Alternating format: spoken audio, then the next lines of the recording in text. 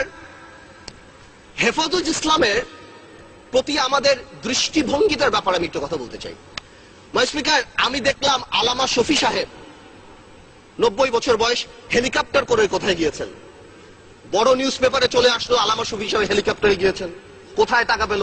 আমাদের তোফায়েল আহমেদ সাহেব গত 4 বছরে 40 বার ভোলাতে হেলিকপ্টারে গিয়েছেন। এই ব্যাপারে কিন্তু কেউ প্রশ্ন করলেন না। আমি মনে করি মাননীয় স্পিকার, আপনারা আমাকে একটু মাফ করবেন, আপনারা আমাদের ঐক্যতাও আমি একটু কথা বলে নিই। মাননীয় স্পিকার, গত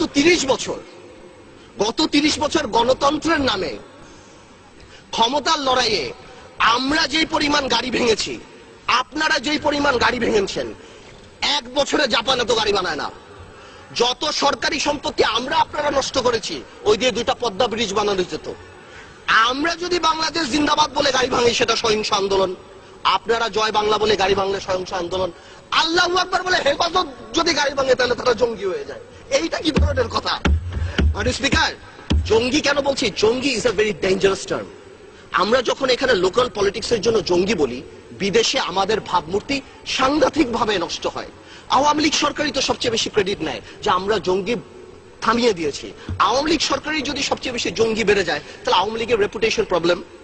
হেফাজত ইসলাম নিয়ে আরেকটা কথা বলছি। আওয়ামী লীগের যে পলিটিক্যাল ক্রাইসিস যেটা দেখা গিয়েছে, হেফাজত ইসলাম আসলো কেন? মাননীয় স্পিকার, হেফাজত ইসলাম কিন্তু আসেনি যখন আমরা বিভিন্ন জায়গায় মডেল লাইসেন্স দেই, যখন আমরা সিনেমা হল ওপেনিং এ মিলাদ দেই, যখন আমরা ব্যাংক ওপেন করি মিলাদ দিয়ে, তখন কিন্তু হেফাজত আসবে না। হেফাজত ইসলাম এসেছে যখন সর্বকালের সর্বশ্রেষ্ঠ মানব নবী করিম সাল্লাল্লাহু আলাইহি ওয়াসাল্লাম, সকল মুসলমানের হৃদয়ের স্পন্দন, তাকে নিয়ে কটাক্ষ করা হয়েছে। কোথায় হয়েছে? গণজাগরণ মঞ্চে। আমি পার্টিকুলার বলছি, কিছু অ্যান্টি ইসলাম ব্লগার, নাস্তিক হতেই পারে, এটা যার গণতান্ত্রিক ব্যাপার, কিন্তু অ্যান্টি ইসলাম কিছু ব্লগার সেই সময়টা বিচার করলেই তো পারতো। সেই সময় বিচার করেনি কেন? সেই সময় বিচার না করে কি নাম দেওয়া হয়েছে? এরা জঙ্গি, এরা হেফাজতে জামাত, এদের সাথে কথা বলা যাবে না। তো জঙ্গি হলে এদের সাথে মিটিং হচ্ছে কেন? জঙ্গি যদি হয় এরা মাননীয় প্রধানমন্ত্রীর সাথে মিটিং করছেন কেন? জঙ্গি যদি হয় এখানে মন্ত্রীরা যে আল্লামা শফি সাহেবের সাথে দেখা করছেন কেন? আসল কথাটা সেটা না। আসল কথা হলো রাজীবকে নিয়ে। রাজীব যিনি মারা গিয়েছিলেন, আই উইল নট গো, আমি বলবো না রাজীব অ্যান্টি মুসলিম, নাস্তিক, কি ছিল না ছিল, কিন্তু there was a controversy because 886/2012 writ পিটিশনে সেই থাবা বাবা নিয়ে কথা ছিল। আমার দেশের মাহমুদুর রহমান সাহেবকে অ্যারেস্ট করা হয়েছে, যদি কি কারণে অ্যারেস্ট করা হয়েছে সেটা আমি পরে আসছি, বাট এটা কিন্তু কেউ কোনোদিন মানা করেনি যে না এটা মিথ্যা কথা। হ্যাঁ, সরকারের তরফ থেকে অনেকে মিডিয়াতে বলেছেন যে না, কি করা হয়েছে, এটাকে নতুন করে বানানো হয়েছে। এটা আসলে এরকম ছিল না।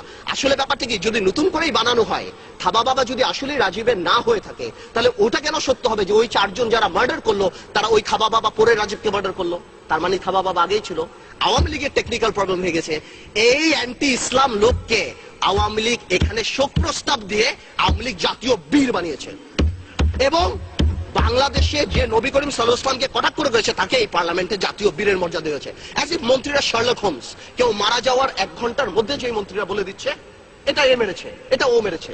তো জামাত ইসলামী যে খুব, শিবির যে খুব ভালো, আমি তা বলছি না, কিন্তু শিবির যদি মেরে থাকে, আমার কথা চলো, এবং এতে যদি জামাত ইসলামী রাজনীতি না করতে পারে, তাহলে বিশ্বজিৎ মারা যাওয়ার পর ছাত্রলীগ কিভাবে রাজনীতি করে বাংলাদেশে? আমার প্রশ্ন সেটা।